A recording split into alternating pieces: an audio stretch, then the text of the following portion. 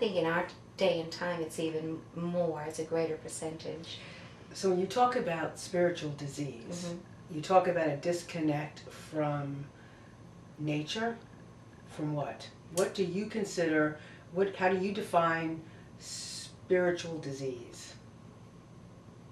For me, it is a disconnect from your higher power, whatever that may be.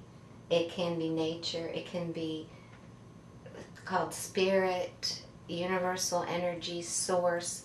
I have come back around to calling it God.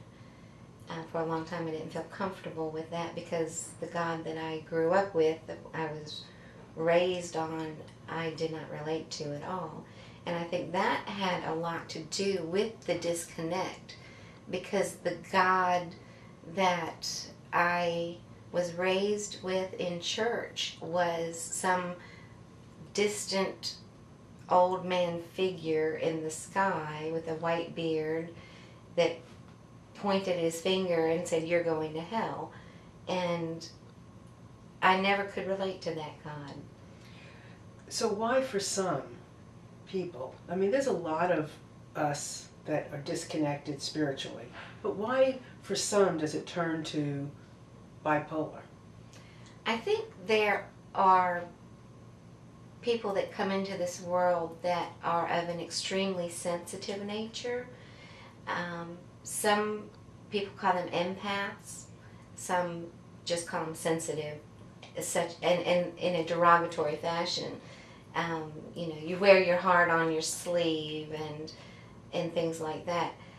But I was always a very sensitive child. My heart seemed to break, every other week, if not more often.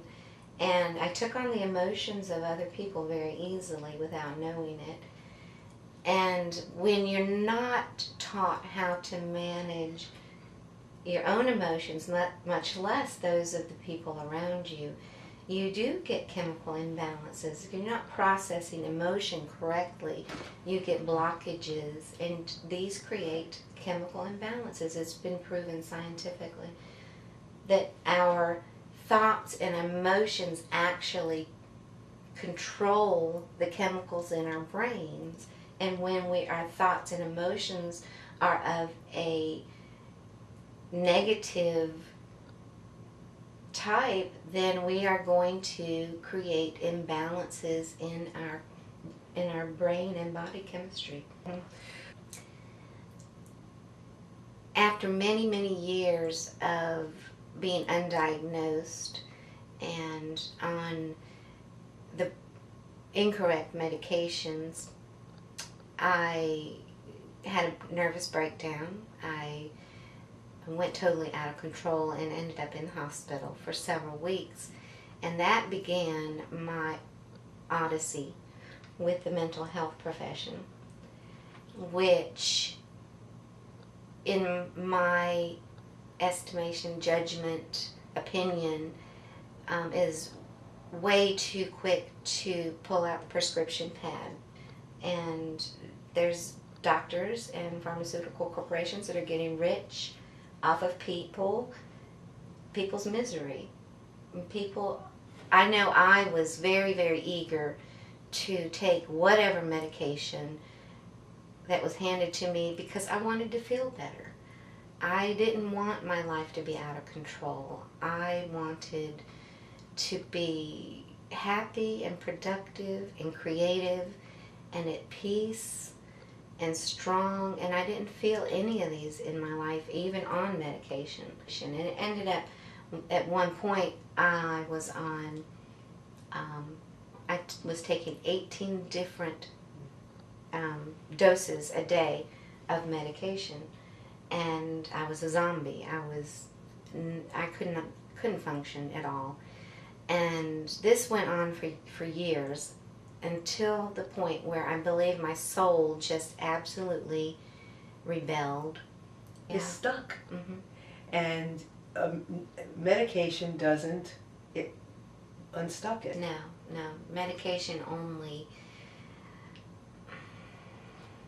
kind of smooths out the symptoms.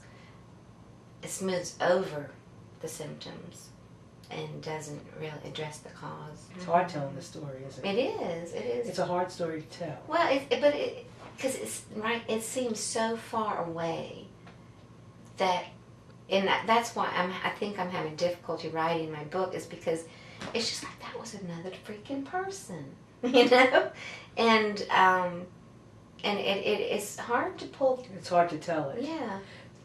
It's hard to connect with it from where you are now. Mm-hmm.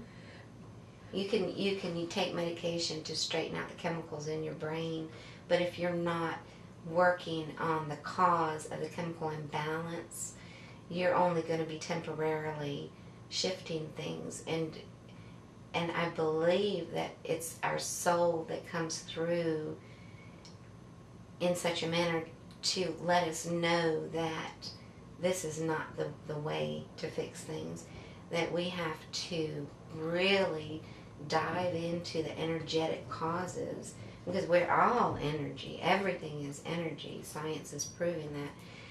And when we do not let energy flow through us, because that's what energy has to do, is flow, or it stagnates. And when we don't let the energy flow, it stagnates and causes blockages. And this is mostly emotional blockages. And in our society, unfortunately, we are not encouraged to allow our emotions very often. And so we go through our lives stuffing it down, and in doing that, it doesn't move and it becomes blocked.